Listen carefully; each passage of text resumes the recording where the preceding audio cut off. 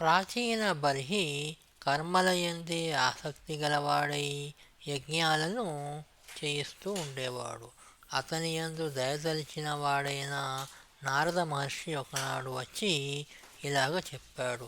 రాజా, నీవు లౌకిక ఫలాపేక్షతో ఈ కర్మలన్నీ ఆచరిస్తున్నావు. కానీ ఇలాంటి కర్మల వల్ల మోక్షము సిద్ధించదు సుమా అనగానే రాజు గ్రహించి ఇలాగ వేడుకున్నాడు. మహాత్మా, నీవు చెప్పినది నిజమే అనిపిస్తున్నది. కర్మాసక్తి వల్ల నాకు జ్ఞానము నశించినది. ఏది శ్రేయస్కరమో తెలుసుకొనలేకపోయాను.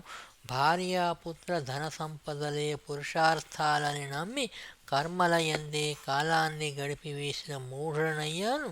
నాకు ఈ కర్మబంధనాల నుండి విముక్తిని పొందించే నిర్మల జ్ఞానాన్ని ఉపదేశింపుమని ప్రార్థిస్తున్నాను అనగా నారద మహర్షి ఇలా చెప్పాడు. రాజా, నీవు యజ్ఞాలలో నిర్దయుడవై లెక్కలేనన్ని పశువుల్ని సంహరించావు.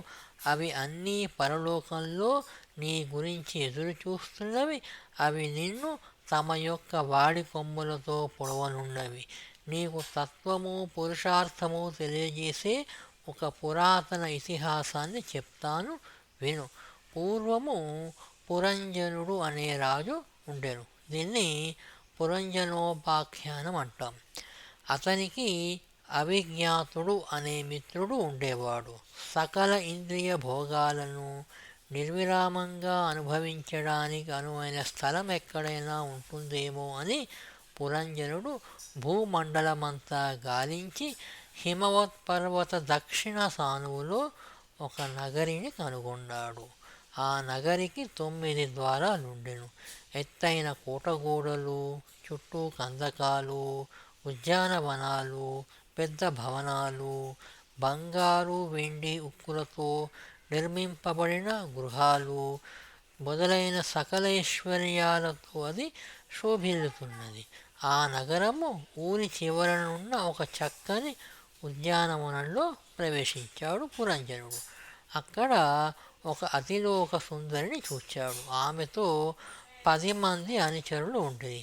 ఆమె వెనుకనే ఆమెను కాపాడుతూ ఒక 5 తలల సర్పము వెళుతుండెను. ఆమె తనకు తగిన ప్రియుని గురించి అన్వేషిస్తుండేది. పురంజనుడు ఆమెను సమీపించి ఆమెకు తన ప్రేమను వ్యక్తపరిచాడు. ఆమె కూడా అతనిచే ఆకర్షింపబడి స్వీకరించినది. వారిద్దరూ భార్యాభర్తలై ఉండటానికి నిశ్చయించుకున్నారు. భోగవతి నగరిలో ప్రవేశించారు. పురంజనునికి ఆమె అన్ని విధాలైన విషయ భోగాలను సమకూర్చినది. ఆ దంపతులు ఒక 100 సంవత్సరాలు నిర్విరామంగా ఇంద్రియ భోగాలను అనుభవించారు.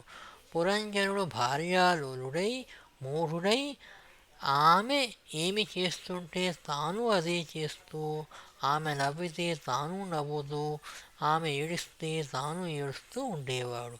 ఈ విధంగా భార్యామోహంలో పడి 1100 మంది కుమారులను 110 మంది కుమార్తెలను కని వృద్ధుడై యవ్వనం గతించగా శిథిలావస్థకు వచ్చాడు. అతని కొడుకులు ఒక్కొక్కడు 100 మంది కొడుకుల్ని కన్నారు. చండవేగుడనే గంధర్వుడు తన 360 మంది గంధర్వ వీరులతోనూ 360 మంది గంధర్వ అంగణలతోనూ పురంజనుని భోగవతి నగరంపై దండెత్తాడు. 5 తలల సర్పమైన ప్రజాగరుడు ఒక్కడే వాళ్ళని ఎదుర్కొని ఒక 100 సంవత్సరాలు పోరాడి శక్తిహీనుడయ్యాడు. పురంజనుడు గాని లక్షల సంఖ్యలో వృద్ధి చెందియున్న అతని కొడుకులు మనవలు గాని నగర సంరక్షణ గురించి ఏమీ పట్టించుకొనకుండా, ఆపదను గుర్తించకుండా తమ భోగ విలాసాల్లో పడి కాలయాపనం చేశారు. గంధర్వుని పేరు కాలము. అతనికి ఒక కుమార్తె ఉన్నది.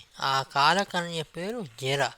ఆమె యొక్క వికృత రూపం చూచి ఆమెను ఎవ్వరూ వరించనందున ఆమెయే వరుని వెతుక్కుంటూ లోకాలు తిరుగుతూ ఉండేది. ఒకనాడు ఆమె నా వద్దకు అంటే నారదుని వద్దకు వచ్చి వివాహమాడుమని కోరినది. నేను అంగీకరించినందున నీవు ఎక్కడా నిలకడ లేకుండా నిత్యము తిరుగుతూనే ఉందువుగాక అని శపించినది. తరువాత ఆమె యవనుల ముఖ్యుడైన భయుడు అనే వాని వద్దకు పోయి తన కోరిక తెలియజేసినది. అతడు సానుభూతితో ఇలా అన్నాడు: సోదరి, నా మాట విను. ఈ వరాన్వేషణ విడిచిపెట్టు. నిన్ను అందరూ దౌర్భాగ్యవతి అంటారు కదా. నీ వలన ఎవ్వరూ ఆనందము కానీ అదృష్టము కానీ కలగదు కనుక ఎవ్వరూ అంగీకరించడం లేదు. అయినా నీవు నిరుత్సాహపడవద్దు.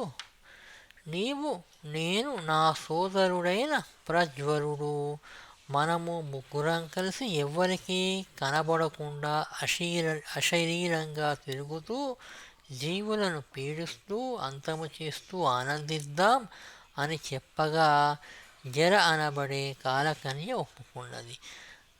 కాలకన్య భోగవతి రాజ్యంలో ప్రవేశించినది. పురంజనుని పూర్తిగా ఆవేశించి ముసలితనంతో పడగొట్టినది. భయుడు, ప్రజ్వరుడు తమ యవ్వన సేనలతో ప్రవేశించి అందరినీ ఆవేశించారు. పురంజనుని బంధువర్గంతో సహా ప్రజలందరూ జ్వరము, ముసలితనము, శక్తిహీనత, భయములతో నానా బాధలకు లోనైనారు. కాలకన్య పురంజనుని అదృష్టంగా కౌగిలించుకున్నది. అతనిలోనున్న కొద్దిపాటి శక్తి కూడా నశించినది. ఆలోచించే శక్తి లేకుండా క్షీణించిపోయినది. భార్య అలక్ష్యం చెయ్యసాగినది. సేవకులు గౌరవించడం మానివేశారు. నాకు విరక్తి పుట్టగా ఆ నగరాన్ని విడిచిపెట్టేయాలని అనుకున్నాడు పురంజనుడు. ఇంతలో ప్రజ్వరుడు నగరానికి నిప్పంటించాడు. ప్రజాగరుడు అంటే సర్పము ఇక పోరాడడానికి శక్తి లేక ఎక్కడికో పారిపోయాడు. భయుడు పురంజనుని పట్టుకున్నాడు. యవనుడు అతనిని బంధించి ఈడ్చుకొని పోతుంటే చావు బతుకుల్లోనుంటూ కూడా పురంజనుడు తన ప్రియురాలైన భార్యనే స్మరించాడు కానీ తన ఆత్మీయుడు, ఉత్తమ శ్రేయోభిలాషి అయిన అవిజ్ఞాతుణ్ణి జ్ఞప్తికి తెచ్చుకొనలేదు. దేహాన్ని విడిచిన పురంజనుడు అంత్యకాలంలో భార్యను స్మరిస్తూ ప్రాణం విడవడం చేత మరు జన్మలో విదర్భరాజునకు కుమార్తెయే జన్మించాడు. ఆ విదర్భరాజపుత్రిని పాండ్యరాజైన మలయధ్వజుడు పెళ్ళాడాడు. వారికి 7 కుమారులు, 1 కుమార్తె కలిగారు. కుమార్తెను అగస్త్య మహామునికిచ్చి వివాహం చేశారు. మలయధ్వజుడు భార్యతో సహా కులాచలం అను పర్వతం మీద ఉన్న తపోవనానికి పోయి శ్రీకృష్ణుని ధ్యానించసాగాడు. చాలా కాలం తపస్సు చేసి దేహత్యాగం చేశాడు. విదర్భరాజపుత్రి ఏకాకి అయి దుఃఖసాగరంలో మునిగియుండగా పూర్వజన్మపు చిరకాల మిత్రుడైన అవిజ్ఞాతుడు ఒక బ్రాహ్మణ రూపధారి అయి అక్కడకు వచ్చాడు. అమ్మా, నీవెవ్వరవు అని బ్రాహ్మణుడు అడిగిన ప్రశ్నకు సమాధానముగా తాను మలయధ్వజ రాజపత్నినని విదర్భరాజపుత్రినని చెప్పినది. అప్పుడు బ్రాహ్మణ రూపములోనున్న అవిజ్ఞాతుడు ఇలాగ చెప్పాడు: మిత్రమా, నీవు వైదర్భివి కావు, మలయధ్వజుని భార్యవు కావు, ఇంతకుముందు జన్మలోని పురంజనుడవు కావు. మనమిద్దరము మొదట విడదీయ శక్యము కానంతగా ఒక్కటిగా కలిసి ఉండే మిత్రులము. మానస సరోవరములోని 2 హంసల వలె మన ఇద్దరము 1000 సంవత్సరాలము కలిసి ఉన్న వారము.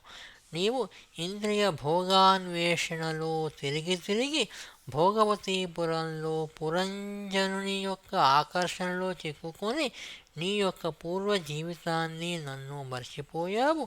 ఇంద్రియ సుఖాల గురించి వెళ్ళి సంసార విషవలయంలో చిక్కుకున్నావు. పురంజని ఎవ్వరు ప్రలోభపెట్టి నీ యొక్క మనస్సే. ఆమె యందు నీకు కలిగిన రాగానుబంధమే నీవు వైదర్భిగా జన్మించడానికి కారణమైనది. నీవు పురంజనుడవు కావు, రాజపుత్రికవు కావు, రాజపత్రివి కావు. అవిద్యచే కలిగిన భ్రాంతి వలన నేను నాది అనుకుంటూ బందీవి అయ్యావు. కానీ వాస్తవానికి నీవు నేను ఒక్కటే అని పరమాత్మ స్వరూపుడైన అవిజ్ఞాతుడు చెప్పి అంతర్ధానమయ్యాడు. అవిజ్ఞాతుడు అంటే మనస్సు చే తెలియబడనివాడు అని అర్థం. మా విపంచీ ఛానల్ పోస్టులను షేర్ చేసి సబ్స్క్రైబ్ చేసి మమ్మల్ని ప్రోత్సహించగలరని మనవి.